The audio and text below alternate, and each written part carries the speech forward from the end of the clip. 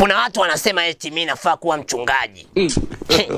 Ni bora mniache tu hivi hivi. Maana kama nikiwa mchungaji, hakuna mbili. Yani hutosikia mahubiri ya mambo ya kukombolewa. Siji Yesu alibeba dhambi zetu. Yani watu wanakosea makusudi wakiamini kuna kusamehewa. Umekosea adhabu. Hatuna mbili. Yani kwenye kanisa langu mtu anavokuja ndivyo unapaswa kumpokea.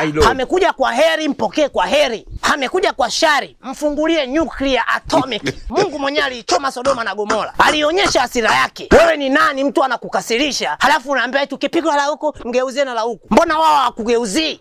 Na mfano mimi ndio umeniita kwenye ibada ya mazishi. Ulikuwa mwema, nitaongelea mema. Ulikuwa mbaya, nitaongelea ubaya wako. Eti marehemu aseme vibaya, nitakusema. Huyu marehemu alikuwa kahaba huyu. Amekizungusha sana huyu. Hapa alipo hapa ni ukimwi ndio umemuua. Msije mkawa kama huyu. Ilikuwa fisadi hili. Hili lilikuwa fisadi jambazi jizi hili. Msije mkawa kama hili.